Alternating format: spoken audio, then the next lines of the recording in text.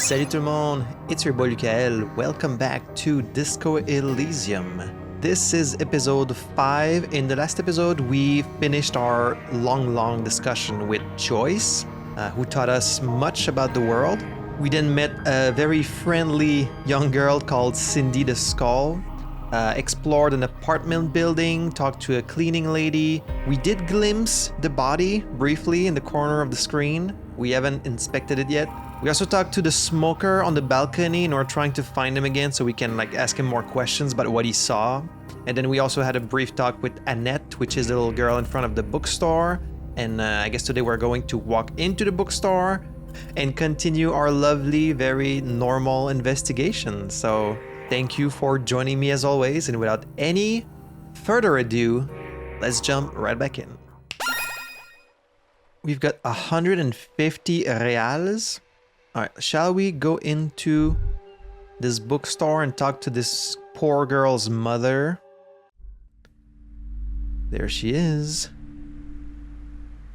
This poor girl who's forced to stay out in the cold. I'm gonna give her a piece of my mind.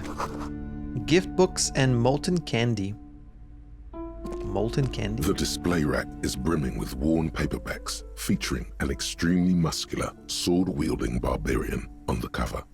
Nearly all the titles contain the word Heimdall somewhere. Heimdall. Let's look through the display of books. Rows and rows of Heimdall men blur your vision. You make out some titles. Man from Heimdall and the Mammoth Riders.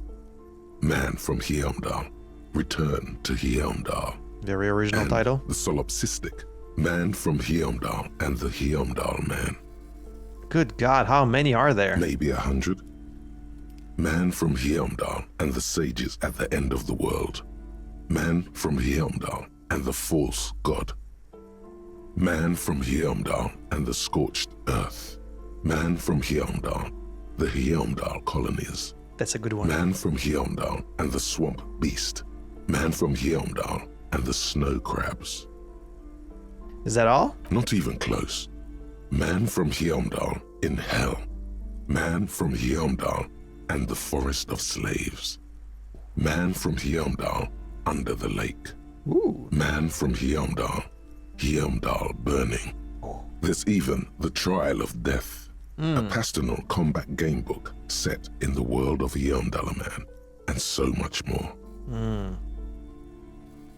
Pain Threshold. Do any of the books call out to me? A twinge at the back of your head makes you flinch. Your eye starts twitching. Ow! Your hand reaches toward a book with glossy cover art of the very muscular Man from Heimdall in chains, kneeling in front of a staircase leading to a throne.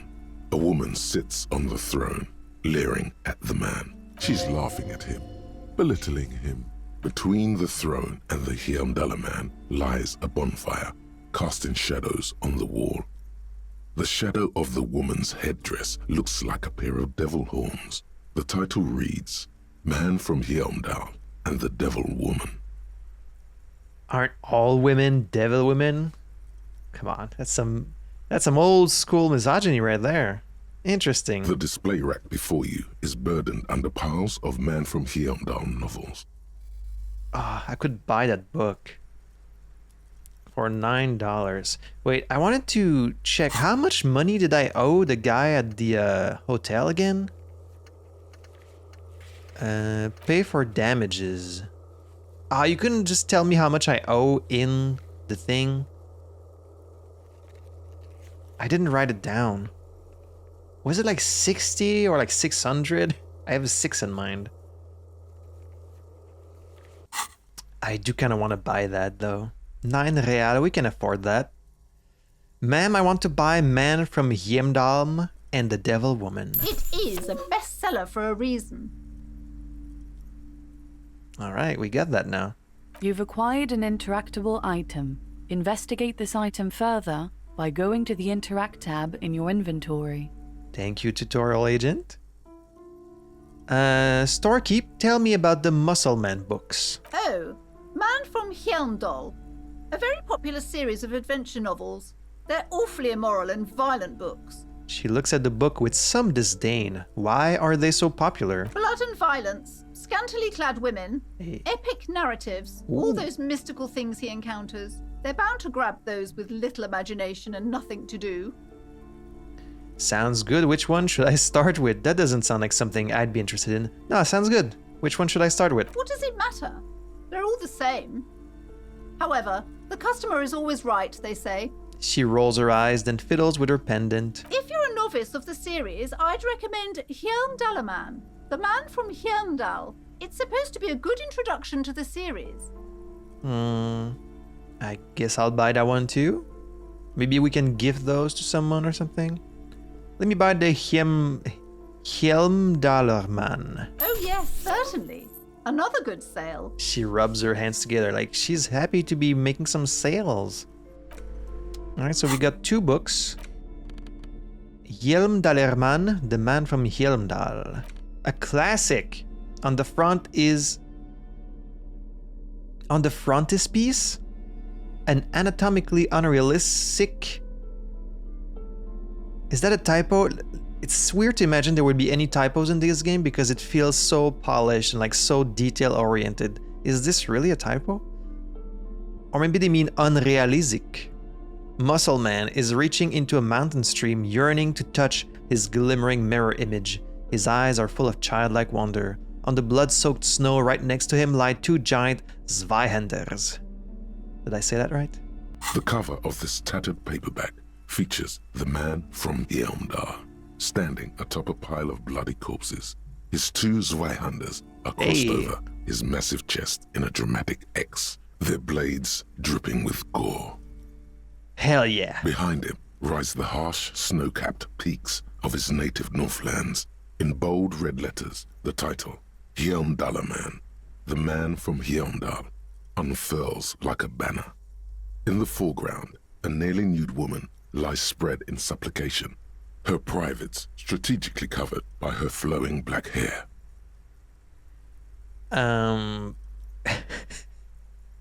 So some type of like Conan the Barbarian kind of thing, I assume.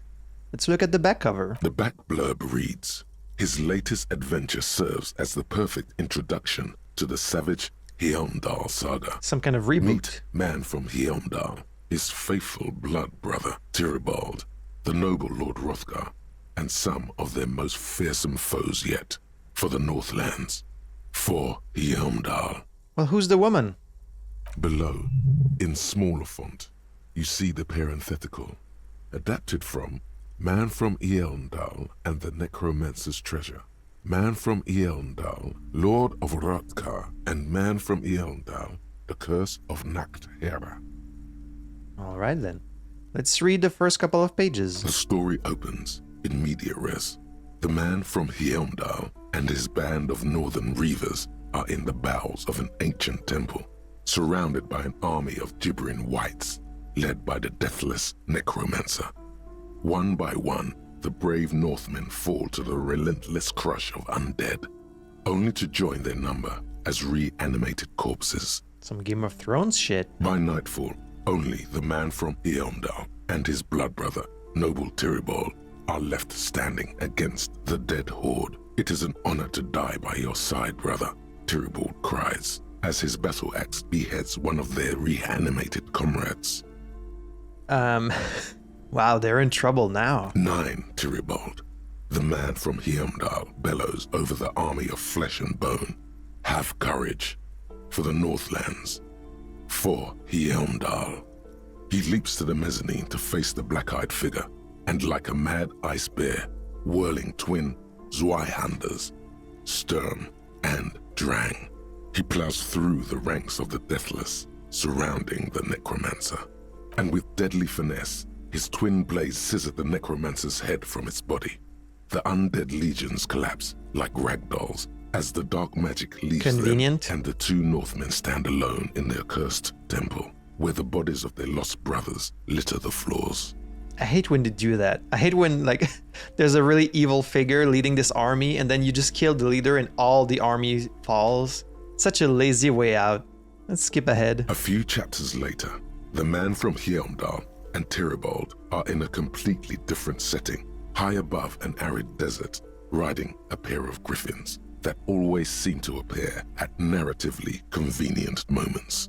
Now we're moving into Lord of the Rings, I see. This book makes a mockery of the very idea of good plotting, though something tells you coherence was never the point. So I'm like judging the books like, this is not even a good plot. My own idea for a novel was way better. The Northmen find themselves in the court of a powerful southern king, Lord Hrothgar. Hrothgar. The old king beseeches the man from Heimdall to rid his kingdom of the Nachtherra, a subterranean clan of blind wizards who traded their souls for demonic powers. Some good shit. The man from Heimdall extracts a high price from the desperate king. He asks land for the homeless desert pygmies living exiled in the kingdom's borderlands. Hrothgar offers the hand of his eldest daughter instead, but the son of winter does not budge.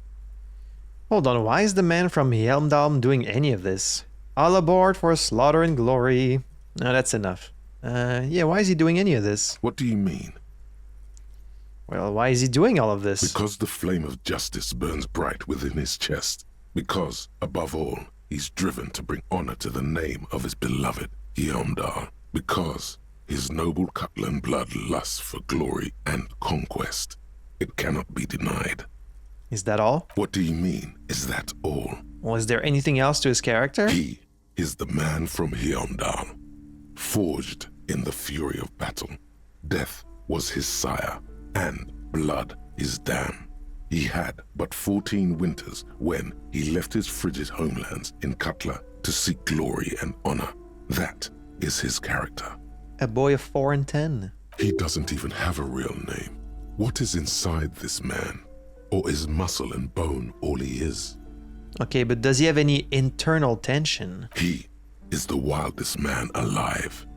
The only mortal strong enough to wield the twin Zweihanders, Sturm and Drang, whose names mean storm. Yeah. I get that. He's strong and has big swords, but why should I care about his character? What are you, a book critic? I might be. Enough. You're ruining the pacing of the story. Now where did you leave off? Ah yes. What pacing? You skip past a section detailing an elaborate banquet with many toasts, as well as the long and perilous journey from Hrothgar's keep to the ancient forest of Yesdor, where our heroes infiltrate the Nachtherra's dire hall. Yesdor. In the center of the great hall stands a blood altar on which a pair of Nachtherra are disemboweling a shrieking peasant, an unholy rite that empowers the Nachtherra forbidden magic. As the vile ceremony ends, the sound of steel unsheathing draws the Nachtherra's attention to a pair of cloaked figures standing in the doorway. Swiftly, the visitors toss off their cloaks and unsheathe glimmering northern steel. It's the man from Heimdall and his valiant blood brother, Tyribald. Well, yeah, who else would it be? In an instant, the Nachtherra summon a horde of gibbering orcanoids who rush our heroes. The hall fills with the clang of blades and the screams of the dying as the floor goes slick with steaming orcanoid viscera. Ooh, gnarly. Oh, for fuck's sake.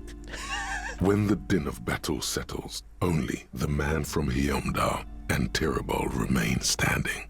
Exhausted and dripping with the entrails of their foes, the two Northmen confront the foul Nachtherra. The man from Heimdall's soda-like blue eyes fill with indescribable fury. For the Northlands, he cries, rushing headlong into a desperate melee. Soda light? What does that mean? A transparent to translucent mineral that consists of a silicate of sodium and aluminium with some chlorine as a vitreous or greasy luster and is found in various igneous rocks. Okay, so I guess it's just a type of rock. It's to describe the kind of blue that his eyes are. Okay. Cut him up, Hjelmdallerman. He probably is, but you can't be sure, because this one ends in a cliffhanger and a footnote saying, to be continued in Hjelmdallerman at the gates of tomorrow. Coming soon to your local bookstore. We'll be there day one. Considering the sheer amount of different Hjelmdallerman books out there, it's very unlikely you're ever gonna find the sequel. Seems very likely I will find it, actually. The man from Heimdall stares at you on the cover, his face fixed in grim resolve. Alright, let's put the book away. So that was something. What about The Man from Heimdall and the Devil Woman? The frontispiece of this old paperback features a muscled man in chains, kneeling before a salacious-looking woman on a regal seat. A bonfire lies between the throne and the man, casting shadows on the wall, and the shadow of the vixen's headdress looks like a pair of demonic... Wait, that's the same one? That's the same thing he described earlier. The edges of the pages are worn and smudged. A lot of people have read about the Devil Woman's altercations with the Heimdall man. Let's look at the back cover. The jacket copy proclaims, "Man from Heimdall returns in his most exciting adventure yet. After crashing into a strange jungle, cannibalistic natives abduct his only surviving comrade, Noble Tyribald. Not Before Tyribald. Man from Heimdall can mount a rescue, he is ambushed by a tribe of female warriors and taken to the ancient citadel of Cloud City, where a mysterious and wicked queen rules supreme. Will Man from Heimdall be able to escape his dire situation and find his missing friend?" I have a feeling he will. Time to flip through the book. You open the book to a random page. Man from Heimdall, wielding his two Zweihanders, is carving through a sea of savages, his visage fixed in grim determination. His arms, whirling like windmills, are soaked with the blood of his enemies. Mangled corpses litter the battlefield. Good God, this is some retrograde stuff. When was this shit written? You flip to the copyright page. This book was written in 38. Okay. Oh shit, gritty and heroic. Let's give this a chance. Berserker rage burns in his azure-hued eyes as he brings glory and honor to his long-lost Heimdall tribe. From the village of Heimdall, the ivory giant roars like an ice bear, and the winds of Gatla howl out his name. Give me more. Man from Heimdall rides on a gilded griffin, his golden mane billowing in the breeze. Both Zweihanders sheathed on his back. He is off to war. Will he conquer his enemies? Will he conquer himself? Onward. The steel muscles of Man from Heimdall gleam in the humid jungle air. Yet the man does not sweat. In meditation, his soul drifts in the frigid northlands he calls home. Holy shit, this is so me. Really get into the book. A passage reads, "The man from Heimdall looks up, his eyes blue as the mountain lakes of his homeland. He rarely speaks, but now his voice booms in the darkened throne room. Do not try to sap my masculine essence, wicked temptress. Son of Heimdall will never succumb to your seductive wiles. Thine spells are no match for purity and strength of will. Brothers of Heimdall, stand above the vices of flesh, for it is weak and corruptible, yet mine is forged in gore and strife." Queen Lydiana just laughs, a sultry and salacious sound, then says, "I have grand plans for you, Man from Heimdall." She gestures her diabolical hand toward an array of potions and unguents. "First, you shall please me. Then lead my armies against the vicious cannibals. Not a muscle moves in the face of the Man from Heimdall. Yet inside, there is turmoil. This goes against all he holds sacrosanct." Wow, this is epic. In the final pages, Man from Heimdall mounts Gallavarin, his mighty griffin, and turns his gaze to the horizon. Queen Lydiana is dead, but an army of cannibals is storming the gates, and still there's no word of trusty Tyribald. To find out what happens next, you'll have to pick up Man from Heimdall and the Three-Eyed Skull, available in fine bookstores everywhere. Spring 39. Alright, well, I guess that's enough Man from Heimdall for now. It did give me like a near breakthrough, it said. What was that about? Jamais vu. Oh. Derealization. There it is. Jamais vu, the opposite of déjà vu. Not already seen, but never seen. Everything that should be familiar appears strange and new, like some half-forgotten day in your childhood. Only now. That's the feeling you've been having. And for who knows how long. You should go and ask Joyce Messier about this. What world are we in? This is a fundamental question. Okay. +1 XP for every orb clicked. All intellect learning caps raised by 1. Hey. How about that? That's pretty good.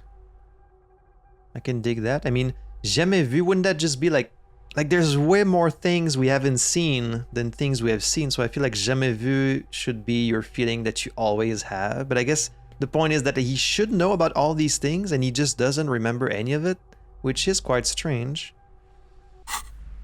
Okay. I had like a thought bubble and it's gone now. What do we got here? A small mountain of colorful board game boxes. There are numerous types of games for all ages. A lot of shelf space seems to be taken up by Wirral-related merchandise. Kim, you want to play some Scrabble? Some Boggle, maybe? Categories? Monopoly? Anything? Let's look through the pile of Wirral-related items. An endless variety of source books, lore books, and codices litter the table. The topmost book is titled Welkin Compendium, 2nd edition. Codices? A manuscript book, especially of scripture, classics, or ancient annals. Okay. Annals? Annals?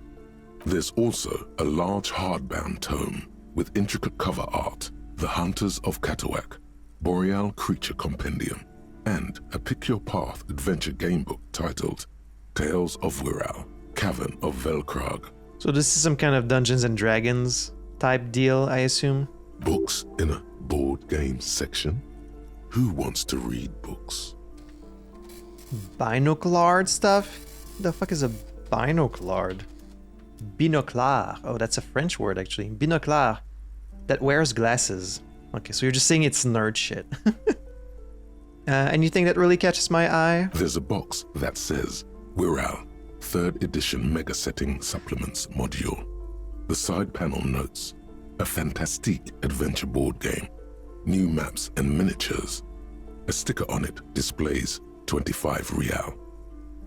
25, I mean that's kind of expensive, right? Maybe I should wait for this one, but I could write it down. We could come back for this one later. It's probably still gonna be there, right? Storekeep, what board games do you have here? Wonderful board games, sir. The Viticulturist is a classic for sure. Or perhaps you'd like Archipelagos of Insulinda, a very educational game for those interested in geography. Graubritter is a fun game of economic competition, but can get quite intense after a while. We have games for the whole family. You can play with your children. Do I even have children? Also, let me max out my morale, because someone in the comments told me that if your things are maxed out, you get better rolls. I don't know if that's true, but I'm gonna do it just in case. Who are you going to play board games with? Do you have friends or family? Do I have friends? Look at the lieutenant. Are you actually friends? Or just colleagues thrown together by circumstance? Look at me. Who'd want to have children with me? I don't feel as if I have any kids. Yes, kids, friends, chicks. I have all of those. I mean, plenty of ugly men have children. That's really not a good sign, but I don't feel as if I have any kids. Friends are technically like family. She fiddles with her pendant, thinking. For playing with friends, I'd recommend Suzerainty. It's a civilization building game where you build a civilization, then set off to brutally colonize and repress other civilizations. It'll cost 12 real. So that's basically Risk, I guess. So what about all these Wirral things? Lousy auras there. No, role-playing games are popular among those types. You know, who are into those kind of things. Personally, I don't like it. Not at all. Well, if you want to sell them, you should have a more positive attitude. Otherwise, no one's going to buy them. I've heard they turn people into occult enthusiasts. Oh, of course. That they have rituals where they try to summon entities. Highly immoral stuff. You can still buy them, though. Can you believe that for a really long time, people actually thought that? Like, people really thought that if you played Dungeons and Dragons, you were actually trying to summon, like, demons, and that you were, like, a Satanist, and... Oh, boy. We've come a long way, that's for sure. Old sports magazines tucked away in a dark corner. The book collects the national recipes of Arda. They are all about lake trout. Okay. What's behind the curtain? You see a set of tattered curtains blocking the way to another room. A strange cage-like trinket dangles from the curtains. Excuse me, officer. The back room is strictly for employees only. What's behind the curtains? Nothing. Now please go back to browsing the books. Don't you feel compelled to look at the books? The books are all you care about. She speaks Why are you saying that almost like as that? if she's trying to put a spell on you, Yeah. urging you to buy more books. Oddly enough, the more she tries to draw you away from the curtains, the more alluring they become. Let's examine the strange cage-like trinket. You see some kind of charm, an irregular polyhedron assembled from bones, sticks, and straw. Inside, a disturbing fish head with empty eye sockets stares at you. What if she's the one doing strange rituals? Like, she's judging the Dungeons and Dragons players, but she's actually the one trying to, like, make some weird rituals? Aside from poking at it suspiciously, there is nothing else to do with the fish head charm at this time. The curtains remain shut before you. Let's ignore the curtains for now. Maybe if she leaves, we can go and look what that's about. These shelves are overburdened with books from the same series. You see the name Dick Mullen over and over. Dick Mullen mention. Look through the display of books. Crime fiction is a disgrace. An asinine misrepresentation of the physical attributes of the arduous everyday work of actual police officers. These books greatly overstate the excitement of police work, glossing over how long it takes to actually follow up on leads and eliminate dead ends. What's more, they completely ignore the psychological hardships of year after year coming into contact with people during the worst days of their lives. That's gonna really take a huge toll on your, like, mental health. Not a single mention of all the stress this work creates upon the officer's family. Detective fiction just doesn't tell the truth at all. Now, would you like a list of all the books found on the shelf? Sure thing. You see Dick Mullen on the job. Get Me Mullen. The Stalwart Adventures of Richard P. Mullen. Dick Mullen and the Murder in the Orchard. The Sordid Affair of Dick Mullen. A killing is declared. Dick Mullen in the Murder House. The Final Case of Dick Mullen. An Obvious Lie. Dick Mullen in the Clock Tower. The Ordeals of Dick Mullen. Dauntless Dick. Dick Mullen's Funeral Pyre. The Murder of Dick Mullen. Dick Mullen dies? Oh no, turns out he faked it to solve a case. Oh, okay. Are there any more? Yes, there's also The Dame Who Did It. Farewell, my Mullen. Faking death seems to be a common trope in the Mullen series. The Morbid Tales of Dick Mullen. A dark tide turns. A very prolific author, I see. Tragedy calls for Dick Mullen. Another one with fake death. And, of course, Dick Mullen, the murderer. In order to catch a murderer, Dick Mullen must become the murderer. But it's probably all a ruse. After all this, you still haven't found the answer to the one question that matters. Who is Dick Mullen? Who is Dick Mullen? Your attempt to grasp at the answer fails. It seems very close by, pulsating just out of reach. Storekeep, what's all this crime fiction? Oh, crime, robberies, murders, even sexual crimes. We're fortunate to have Dick Mullen and his stories to sort all that out. You're a police officer, apparently. You should buy all of these. They really do teach a person how to be a proper detective. Really? Okay. A quaint picture book brochure, very colorful. It's a tome of fascist magic, rather candid. The plaque on the shelf reads, Biographies of Famous People. You see a large variety of names, none of which ring a bell. Of course, because I don't remember anything. Let's look through them. Browsing through all the books with all their names makes your head spin. None of these seem important or relevant. It's all just vapid egoism. Suddenly, a particularly odd title catches your eye. It reads, High Speed Love, the tragic true love story of Jacob Irv and Alfie Delatraz, by one Cecilia Averbrook. That's a pretty cool title, gotta say. What's it about? High Speed Love chronicles the romance between two of the finest tip-top tourney racers in history. One of them is the madcap driver, Jacob Irv. His blonde mane graces the cover. Next to Irv's life story, you see a slim biography of an Occidental rock star called the Anti-Star. He's famous for shooting morphine into one of his eyeballs and cocaine into the other. Jesus. Next to that, Rivasholian radio personality Guillaume Bevy stands in front of a rundown drug den. He's a permanent fixture on Channel 8, reporting on real-life crime and ruining cops' days. Then I probably hate that guy. I really must insist you buy one of the books. Reading them is not for free. Do still browse though, but not too long. Yeah, when I was a kid, I remember when they first started having mangas in stores, and when I was really young, I used to go to Walmart and just read full tomes of Dragon Ball, just sitting down in the aisle and just reading them from start to finish while my parents did some shopping. And then eventually, they started actually wrapping them up so you couldn't read them anymore. And I was like, oh, god damn it. I used to treat them like they were a library, but of course, they want you to buy them first. She understands she has erred against the customer and immediately corrects course. I'm sorry, I did not mean to rush you. You are browsing. Go ahead. Take your time. Time is commerce. That's right. Anything of note in this shelf? I would say... The Greatest Innocence. Yes, most certainly. It's an important educational tool delving into the depths of history, religion, and their relation to innocentic power.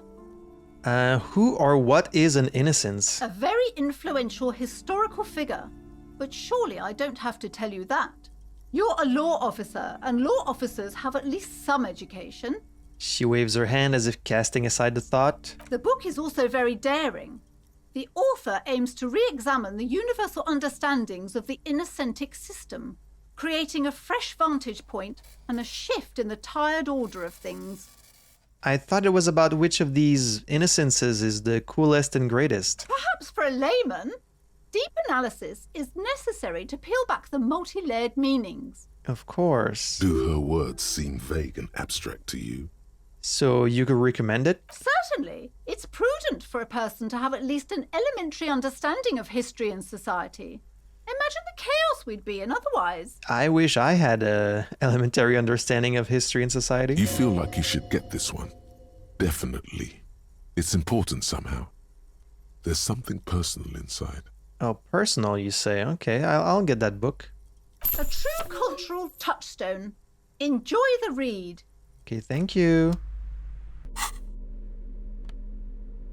The Greatest Innocence. This dusty tome brings knowledge on the history of innocences. It is written by one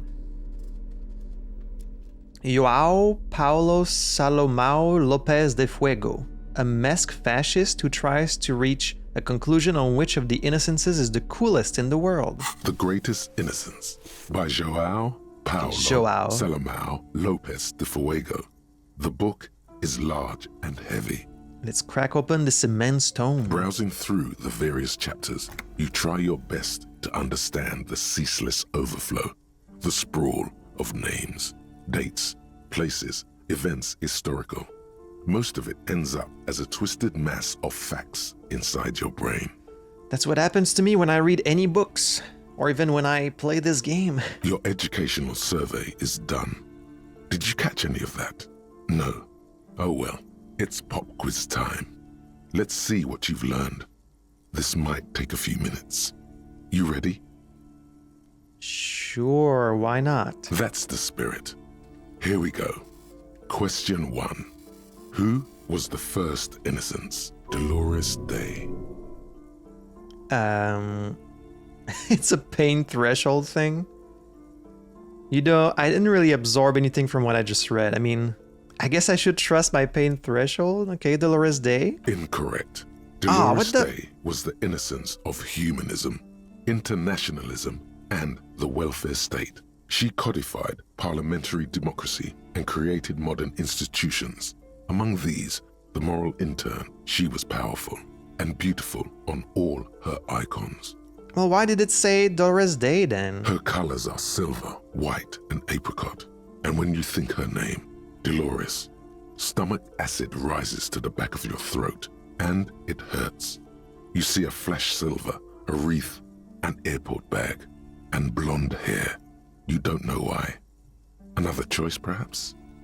Maybe my wife is named Dolores? Steer clear of this one. There's something terrible about this one. What? Not thinking about it, not thinking about it. Back to quiz. What? A strange sensation of loss. When she left the earth, the dust, and the ice, and the humans. That is unimportant to the quiz. Stop thinking about this. When she left the earth, maybe my wife died? Yes, the quiz is impersonal. No need to rouse sensations in yourself at the mention of Dolores Day. Who was the first innocence? It wasn't Dolores Day. You know, I didn't really absorb anything from what I just read. Then go with your best guess. Isn't that what students are trained to do when they don't know the answer? Okay, then Sola. Incorrect. Sola was anointed during the previous century and even lived to see the current one. She was an urban planner who spoke her mind and largely left history to its own devices, encouraging people to excel on their own rather than prescribing to a deified model of history. She is often called an anti-innocence. Sola resigned after an assassination attempt by a Yugo nationalist who blamed her for not taking the side of the left during the turn-of-the-century revolutions. Innocences don't usually resign. Care to try again? The Pericarnassian? Correct. Nothing much is known about him. It's not even clear that he was a he, but Franco Negro presumed as such and called him Pius. He's depicted as a young man with molten gold pouring out of his mouth. All he spoke was gold.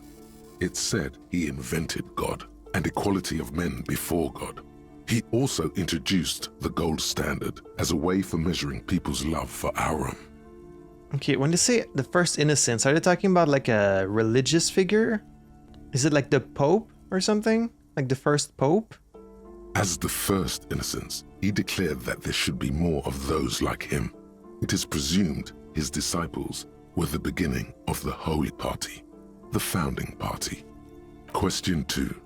Who was the strongest innocence? Strongest. Easy. Everybody knows the answer to this. You, me, anybody. Doesn't sound too familiar to me. Shoot me a hint. An innocence is the highest category of historical personage in the world, a literal personification of history. Traditionally, an innocence, when anointed, assumes supreme rule over the Occident or the known world in general. Okay, so At it's some least kind of... the parts that matter. So it's either some kind of Pope or like some kind of like king or president? Okay, very interesting, but that doesn't help me answer the question. I can do better. Okay, so commonly an innocence does not enforce his or her power through military power. This is seen as unnecessary. The innocence wins because an innocence can't help but win, for their deeds are inevitabilities. Did this help? No. Damn. Dolores. Well, I don't trust you. You said Dolores last time, and it wasn't that. He said does not enforce his power through military power. And then when I talked about Dolores was the innocence of humanism, internationalism, the welfare state, modern institutions, she was powerful and beautiful. Well, then it might be Dolores.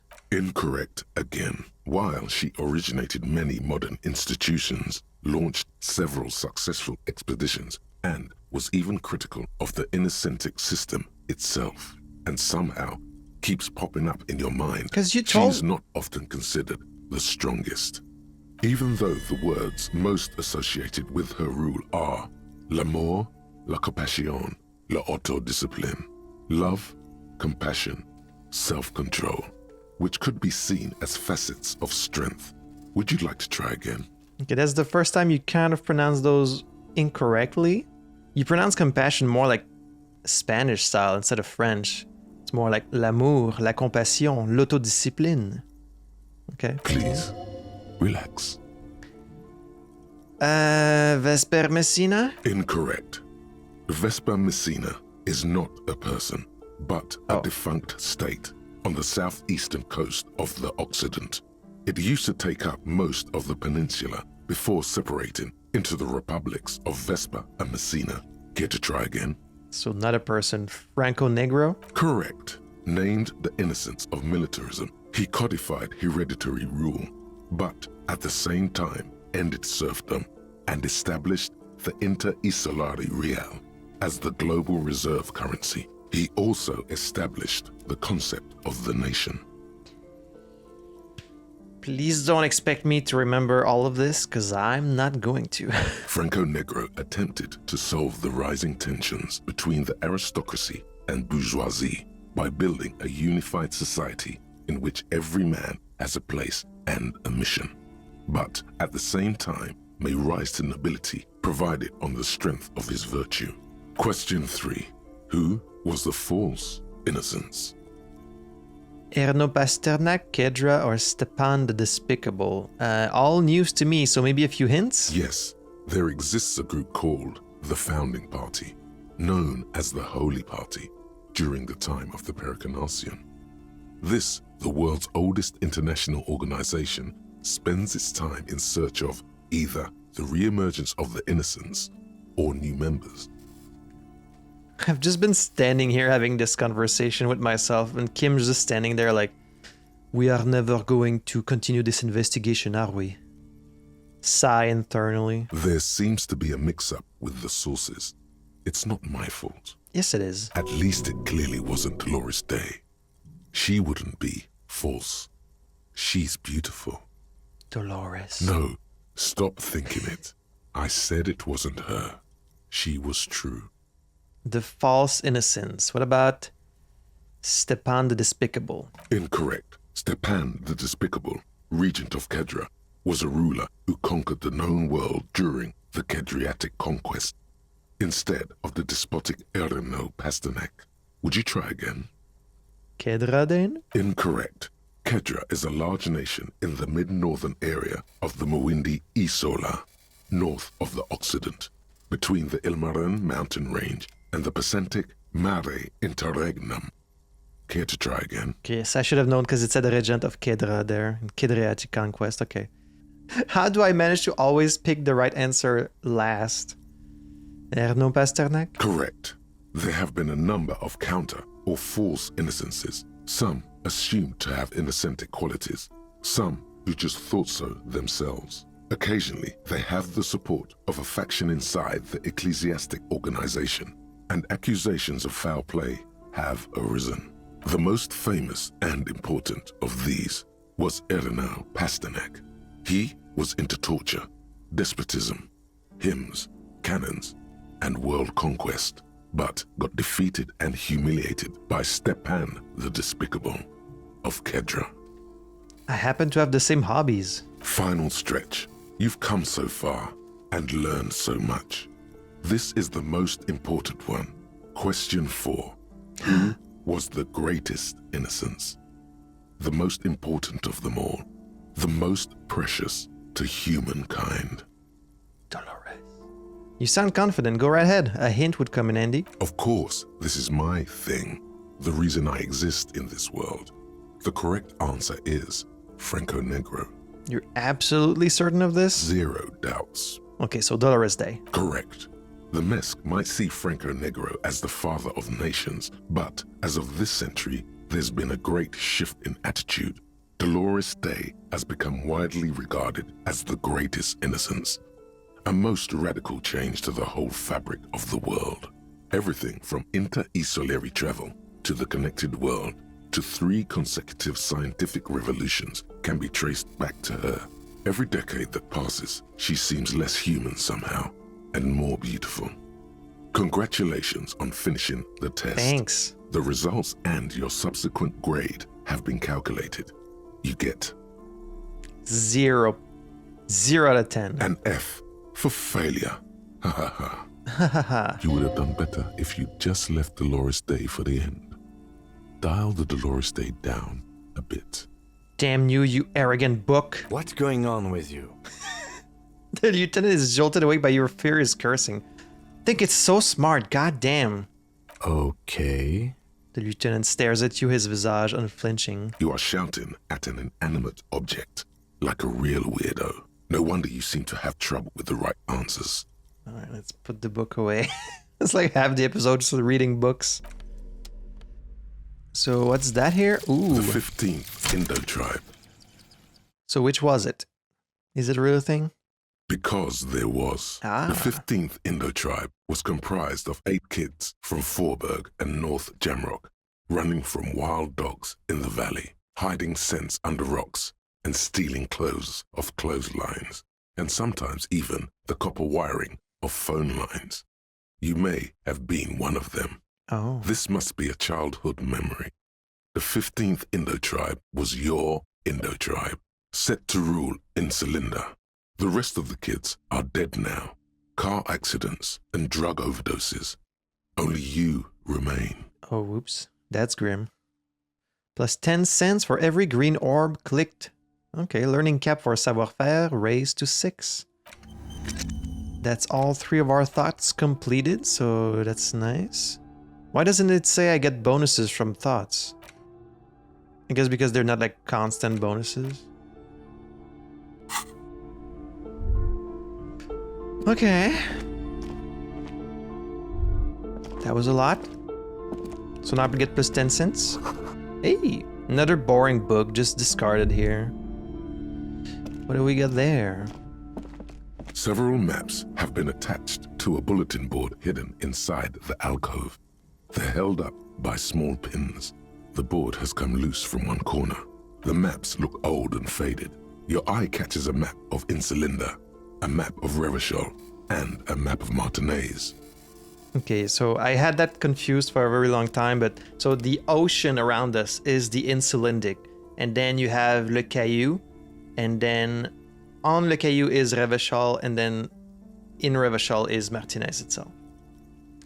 Let's look at the map of Insulinde. This large map displays archipelagos. You see a constellation of small dots on the light blue emptiness of the Insulindic Ocean. The largest in the northeast is Le Caillou. You are here. Another far away in the southwest, Seminese Islands, Ile du Fantôme. Ile du Fantôme. Ozon, Laurentide, Face à la Mer, Archipelagos, North Arcade Islands, all just specks of dust on the vastness of the Insulindic. On the edges of the map, the color fades into a blur of dotted lines, black and white. As if we haven't explored the full ocean. Ozone, Laurentide. There's actually a place in Quebec called Les Laurentides, which is funny. In the northeast, a dust mite stands on the north coast of Caillou in a bookstore. It's you. Squint first. Can you see cities on the islands? You can, on Caillou, Revachol, a single black star, on Ozon, Fond de l'Air, and Vilmandu, on Fond de l'Air. Archipelagos, Croyan-Moran, Villiers, on Seminine, Olduvai, and on Laurentide, Deora of the Seven Seas. Okay, so Ozone, Fond de l'Air, Virement 2, Croyan-Morin, Villiers. Lost little pearls of light, tiny fires in the dark. Look at the edges. The ocean breaks apart into a tangle of cosines and azimuths, all pointing into pale nothingness. Mwindi is the north azimuth. Grad is the northeast azimuth. Samara is the east azimuth. Seo is the west azimuth.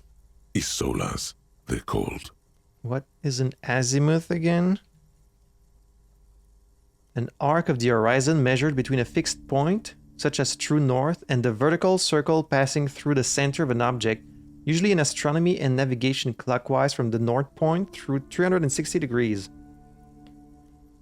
Okay. Horizontal direction expressed as the angular distance between the direction of a fixed point and the direction of the object. Okay, so it's just like a section of a... Just like a section of the horizon, I guess. Cosines. A trigonometric function that for an acute angle is the ratio between the leg adjacent to the angle when it is considered part of a right triangle and the hypotenuse. Did you get all that? Does that make sense to you? I know it does because you're smart. Okay, so Mundai, Grad, Samara, Seoul, and Isolas. Connections to other worlds. Words past the Insulindian. Unknown to you. You only know you've never been there. But have I really, though? You have little idea what they are. Distant stars. Gods. But looking at them makes you feel almost non-existent. Whatever they are, the Isolas are immeasurably large compared to you. And very, very far away. Are they like other planets or like just other continents on the map? Huh. Perhaps they are gods. Gods of distance and outer dust. Let's look at the map of The Revachol. north coast of a verdant island is shattered by the delta of a river. It is the river Esperance. Countless bridges put the shards back together, connecting city blocks to river islands. La Delta says a great artificial heart in the center, teeming with life forms and construction. To the east, rolling hillsides, Le Jardin, Stella Marie, the suburbs of Saint-Baptiste, swallowed up into the megacity. They sound rich to you. This is Revachol East. Okay. So there probably exists an actual map, right? Someone probably took all this information to draw like an actual map of Revachol. I'd be curious to see it. And west of the river... Prud'homme, it's somewhere to live. Not bad. Then there's Jamrock. It's bad. People shouldn't live there, but they do. Then Forberg.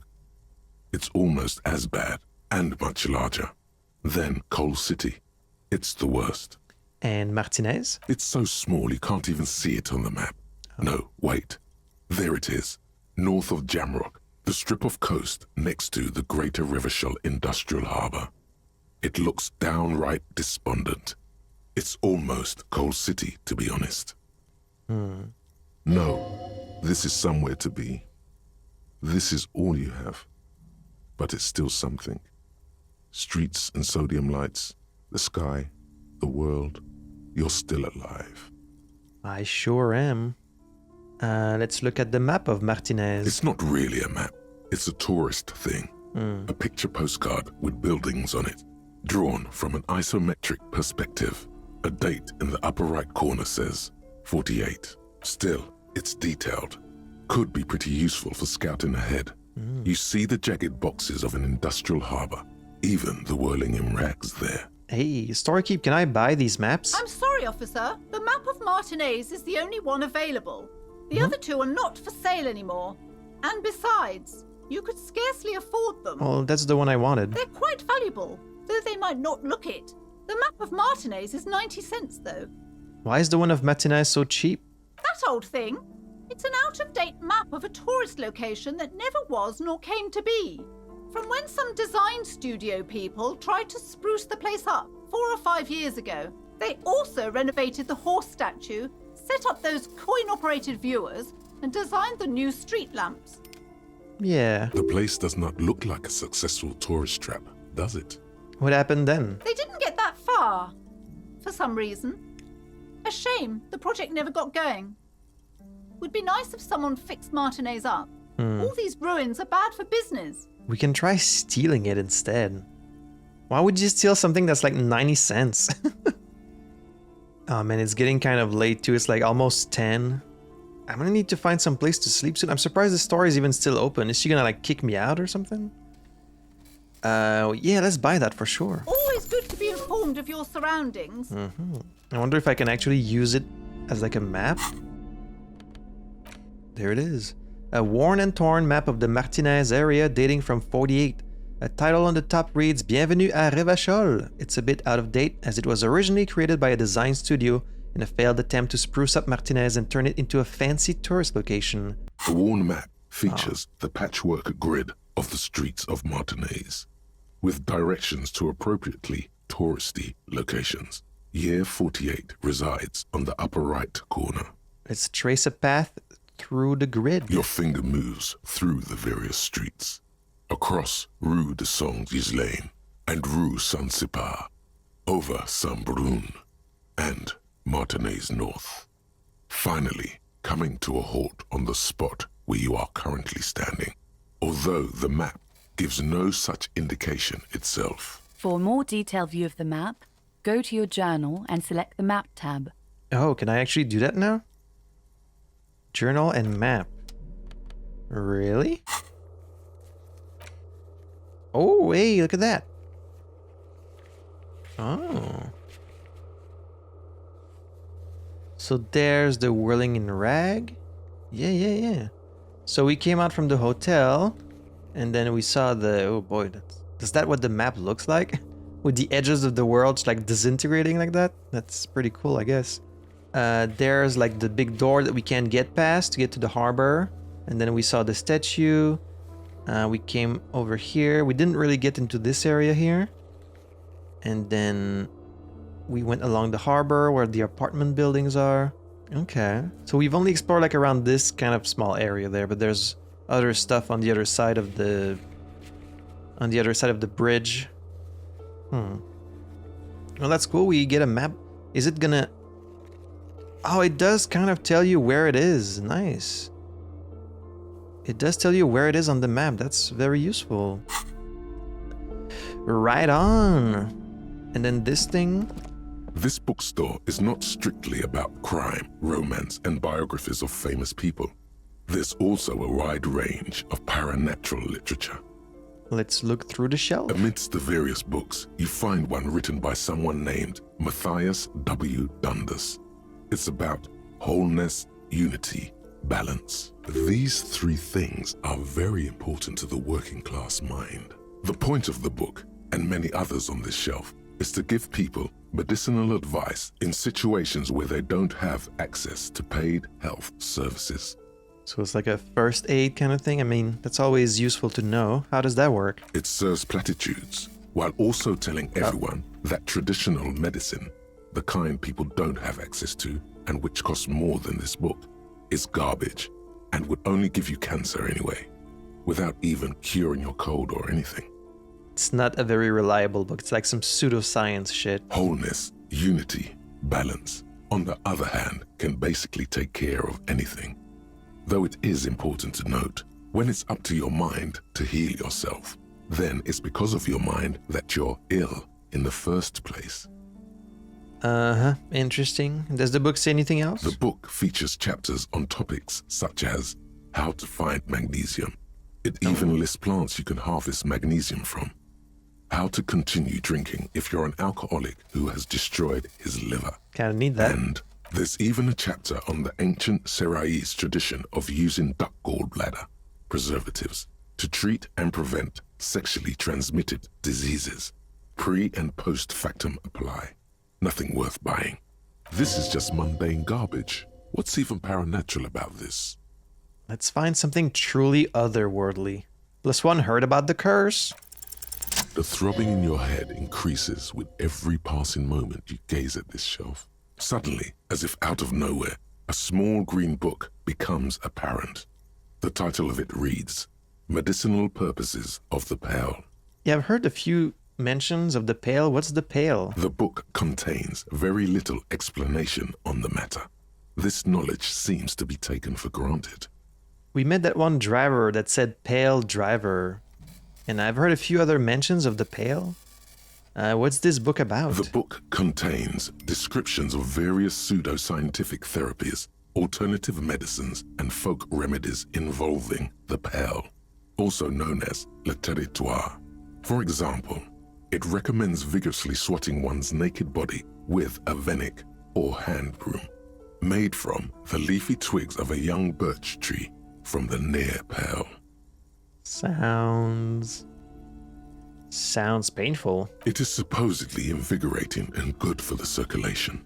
What It else? also recommends consuming distilled spirits like vodka or whiskey that have been aged in the pail.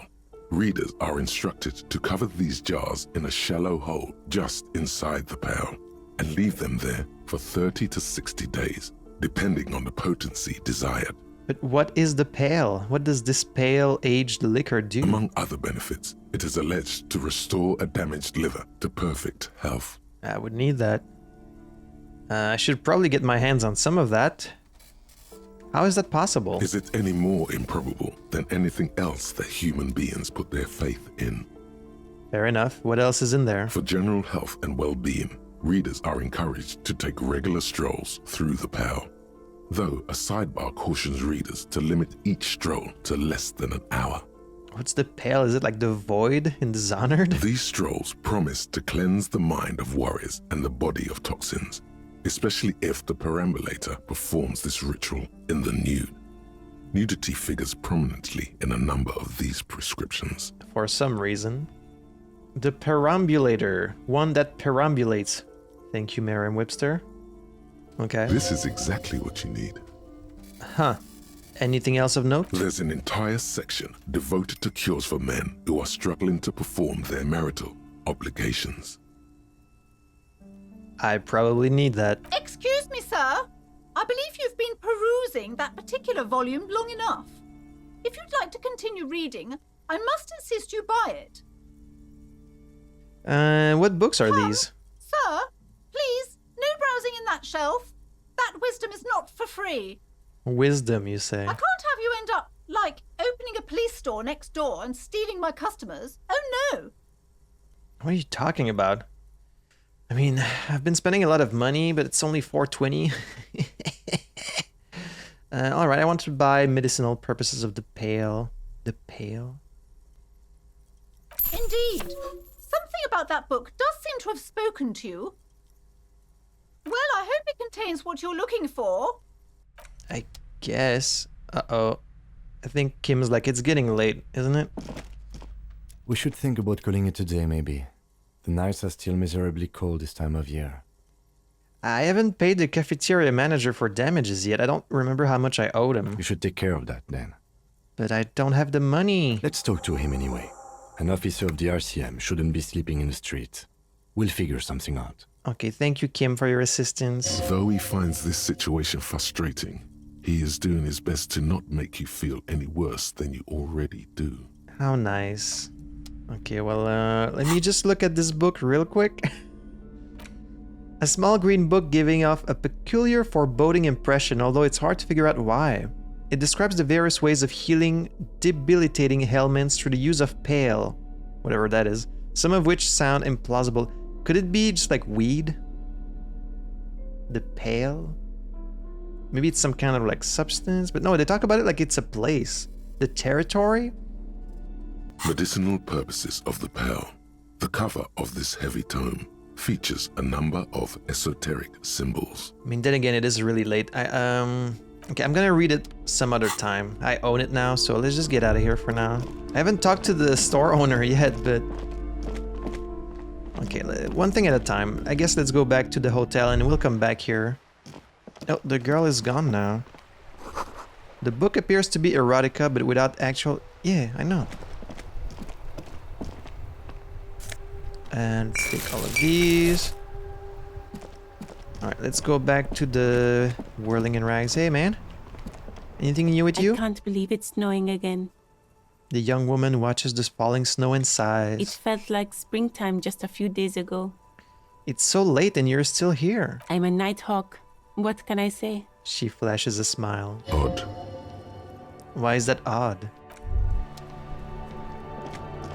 Is that odd? Can I... Where can I sell these bottles again? Is the frit still open? I think I can sell my bottles there. 3 T's, how idiomatic. Do you buy bottles? Is this about the questions again? Because I don't really know anything. Or this thing, I think. The tear machine stands Yeah. in the corner.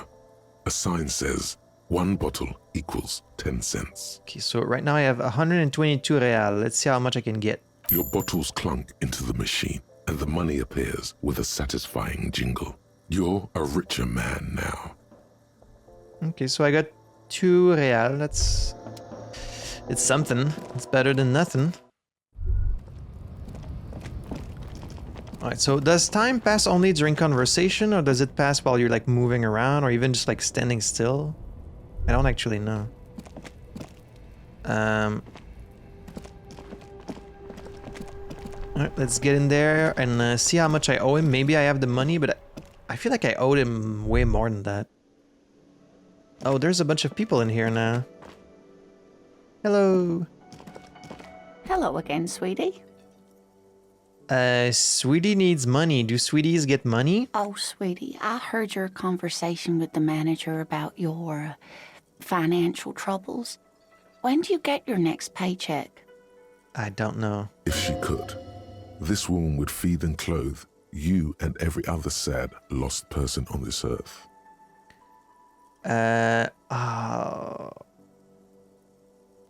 What is a paycheck? I haven't seen any paychecks. You must be joking. Although our pay does sometimes feel like a joke. It's not easy to assert your right to a decent living wage when you don't have a strong union behind you. Maybe you should talk to Everard, the union leader. What, you want me to start a union in the police? I don't think that's gonna work. Interesting idea. This Everard sounds powerful. Maybe you can wrangle some coins out of his pocket. Okay, she doesn't look like she has that much money. I don't want to like beg her for money. That would just feel wrong. Let's change the subject. I'm so sorry. I don't have money for you. Okay, especially if she doesn't have the money. Okay, let's talk to the guy first, and we can talk to everyone else in here after that. Hello, I'm back. Can I help you? So about the money I owe. Yes. Have you got it? How much do I owe you again? A lot. A lot. For the room, drinks, and broken window, 130 real. Ah, that means I had it, but now I don't have it anymore. Shit. Because I bought too many things. I mean, I can pay you part of it. I was wondering if we could come to some sort of arrangement for tonight. Does that arrangement include you paying me what we already agreed you owe me? I will pay you back tomorrow. I'm an honest cop. It's cold out. I'll freeze to death because I'm losing this stupid money game. Come on, man. After everything I've been through. Kim's about to say something. Let's let him. Yeah, Kim, what do you have to say? I understand your predicament as the manager. However, He adjusts his glasses. I feel I must remind you that we are here to conduct an important investigation that also affects your business. Forgive me for saying this, but your colleague seems more committed to drinking, and... He stops mid-sentence. He shrinks back a bit under the lieutenant's severe gaze. Just the effect of Kim's stare. I mean no offense. It's really nothing personal. I just have to protect the interests of this establishment. Hold on, I still have my key, you know? Good luck trying to use it. He taps his foot against a metal box installed in the back of the counter. All the locks have an electronic component. They have to be unlocked down here with a master key before your guest key will open the lock. This conversation isn't going anywhere, is it? Not until you bring me the money. Okay, I might have something in my motor carriage we can use when you're done here. Oh, okay. I really didn't want to resort to this. The man is thinking. Oh, Lieutenant, we're done here. I've seen something here at the Whirling Guard, a thing I need to talk about. What thing? I saw a sign that said the mess hall is reserved for the Union. Did I see that? Yes, not the whole damn Union, thank God. Just the nastiest and loudest faction. He tosses his head in disdain. They come here in the evenings. Dumb, unruly types. Think they're big shit. But they're good customers. They place big orders and always pay on time. Unlike you. He hates the Union, but grudgingly recognizes its power over him. So he's directing his frustration at you instead. Retaliate. It's a shame you've got to suck up to the Union to stay afloat. Let it go. You're above gratuitous baiting. We should find out who this Lord faction is, occupying the booth. Loudness means talkative, and we need info. Yeah. The lieutenant gives you a meaningful nod. How do we find them? We don't. We have to wait. They'll show up sooner or later. Men get hungry, even men on strike. Well, it's after 16. The sign said reserve starting 16. Why isn't anyone in the mess hall? Good question. He turns to the cafeteria manager. They're probably getting drunk or protesting something somewhere. Or laying low after the, lynching. Whatever he may feel about you, he can't miss the opportunity to throw you a look of what he assumes is shared understanding. Go with it. Nods sagely. Yes, I think I see. Why is that? No, I don't really see. Wait, who? We're looking for who? The Union?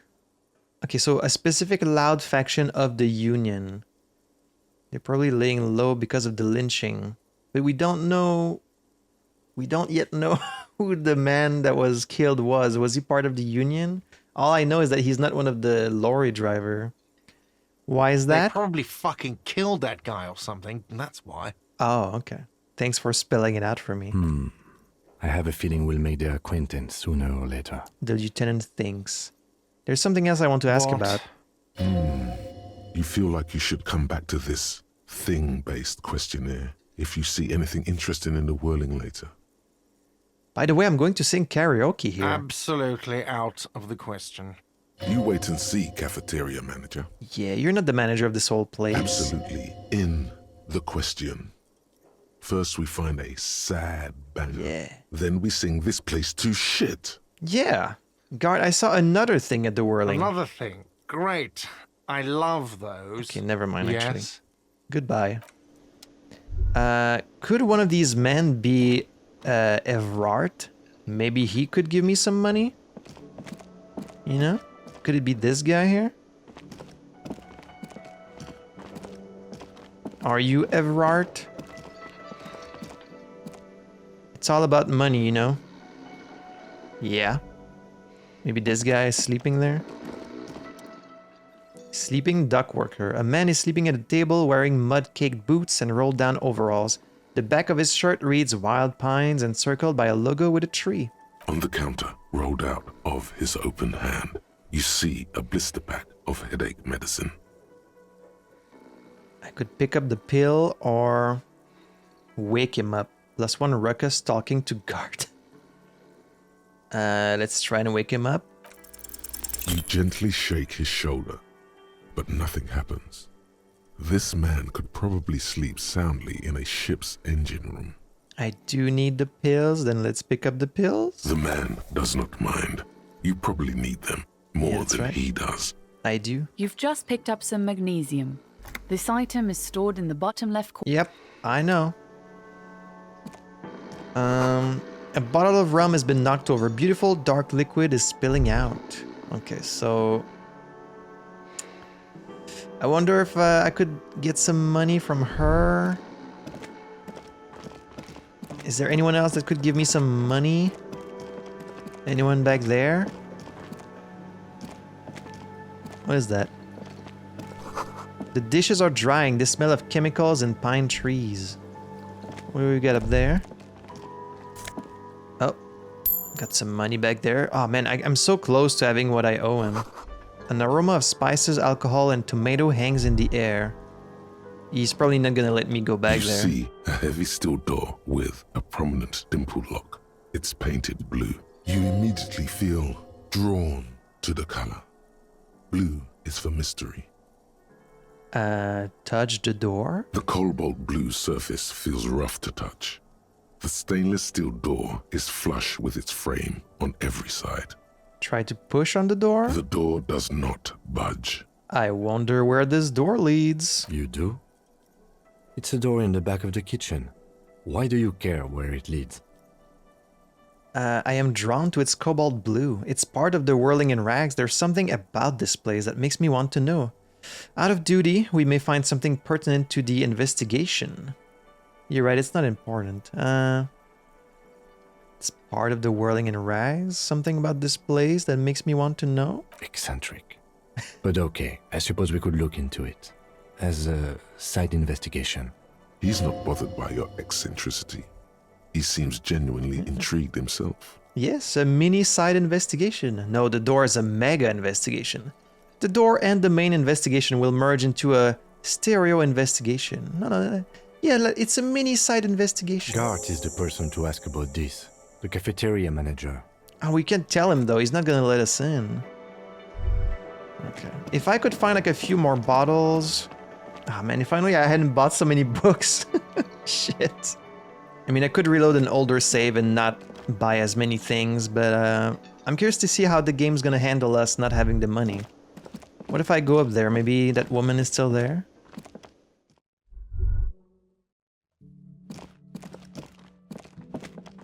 Nope. Oh. You should pick that fat, juicy cigarette butt from the tray, light it up, and smoke the living shit out of it. The what now? The living shit.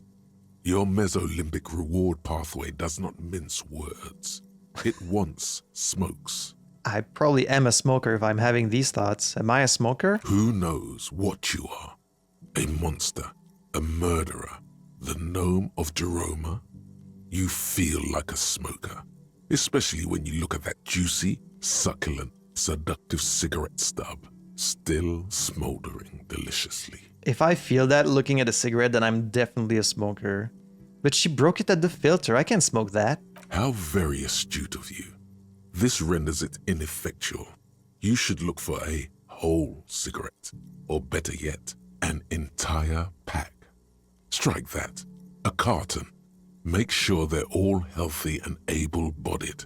Then smoke them all. I thought a pack and a carton was the same thing. Or you could not do that. No one is making you. Yes, I should do that. Do what, that? I should enthusiastically do that. I should not do that. I'll make it priority 1. I'll think about it. Good. Thinking about yummy cigarettes in your mouth is the next best thing. Make sure you think about juicy sticks of tobacco all the time, though. It doesn't count if it's not all the time.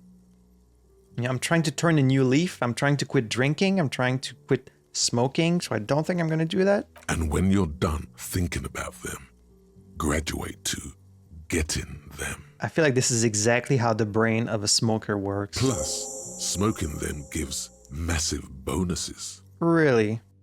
Does it now?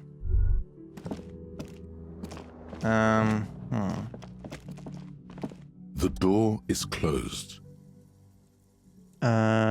This door can only be opened with a key or from the inside. Okay, I don't want to knock much harder, so I guess the woman just hasn't come out. Kim, can you just lend me like just $5? That's all I need. I just need 5. Just $5. Or like I could ask her. I don't want to ask her money. I feel so bad. Okay, let's look at your car. What do you have in mind, Kim? Inside, you see a set of steering levers, a radio microphone. I have something here we could sell. Oh? Look in the back, in the suspect transport enclosure. The cage at the back of the motor carriage looks rather uncomfortable. 4 shiny hubcaps are stacked against the seat. Their silver edges sparkle in the dark. And a hubcap is what? A removable, usually metal cap over the end of an axle. Okay. Oh, it's like the cover for a wheel? I confiscated this for a little while back. We can take them to the pawn shop down by the Martinez Canal. Oh yeah, we could do that. What are those things? What do you mean you confiscated them? You said something about a pawn shop? Oh, yeah. Could I sell other stuff at the pawn shop? What are those things? They are spinner hubcaps, frivolous things you put on your wheels. When the wheels come to a stop, the caps keep on spinning. There's no real use for them, it's just for vanity. A vanity he wouldn't mind. You was gonna use them? What do you mean you confiscated them? A couple of weeks ago, I stopped a young man for going slower than the speed of traffic. Turns out he was some coalition official's son and high. So you took his spinners? Isn't that corruption? I get it. I would have confiscated them too. They're mesmerizing. Isn't that corruption? I don't know. Is it? I was going to take them into evidence, but they weren't necessary for conviction. He never asked for them back. The lieutenant looks back, stone-faced. Did you want to put these spinners on your machine? No, that would be silly. I don't know why I kept them. It doesn't matter. I couldn't put them on this MC anyway. A cop with spinners. That would be outrageous. Yeah, outrageously cool. He flashes a smile, barely visible in the dark. Kim smiled! Kim smiled! Kim smiled! Kim smiled! Holy shit. I'm sorry you have to sell them because of me. It's only right that we sell them. Say nothing. Well, if you want to use them for your car, I don't want to sell them. Say nothing. The spinners shine so bright they reflect on the lieutenant's glasses. He doesn't say anything either. Sorry, I can't take them. It wouldn't be right. All right, let's not take them now. Then come back once we realize we have to. Have this conversation again, and then take them. What if I find some other way, Kim?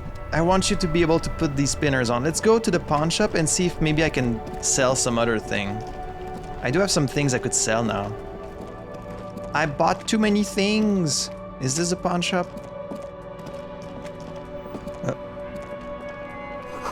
A sewer grate, a gateway to the river of filth.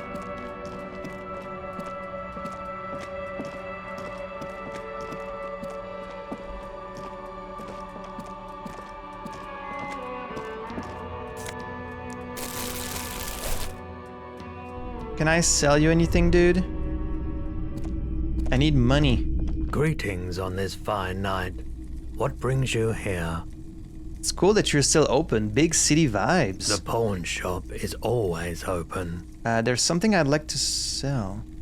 Is Roy high? And if yes, then what is he on? Oh, I can try this one again. +1 Roy doesn't really sleep. Let's try it. Feeling warm and enthralled by the movement of light, while the mind continues to race forward. Lucky bastard. He's probably on Pyrrolidon. It's tough to come by on the street. Pyrrolidon? What is that? A drug developed by the military to treat and prevent radiation sickness. It has psychedelic side effects, and it makes your eyes turn yellow. Oh. To prevent radiation sickness, it has psychedelic side effects. Is it just me or is it really warm in here? Sir, could you take off your sunglasses? I'd like to check your eyes. So where does a man get Pyrrolidon these days? Let's get straight to the point. I mean, it's just an assumption, right? Is it really warm in here? I try to keep the shop at a comfortable temperature. There's a note of indignation in his voice. Interesting. It's pretty obvious that you're under the influence, sir. No judgment, just curious. I probably did loads of Pyrrolidon before I lost my memory. Chill out, man. I'm a chill out cop who just wants some of what you're having. Yeah, no judgment, just curious. I've had to take it. You know, since the People's Pile cleanup. I was with the Emergency Relief Brigade. He's taken it for mental and emotional, not physical pain these days. The People's Pile, what's that? A bad idea. Some poor leftist built a particle decay generator in hopes of bringing affordable electricity to underserved communities. It malfunctioned. Radioactive waste everywhere. Probably some of it in you too. Oops. A particle decay generator. Huh. Tell me more about this emergency relief brigade you were part of. We were an all-volunteer force. Self-organized. Tried to help the fire brigades contain the spill. He points at the white triangle on his orange safety jacket. I lived by the river since I was a small boy. The Esperance.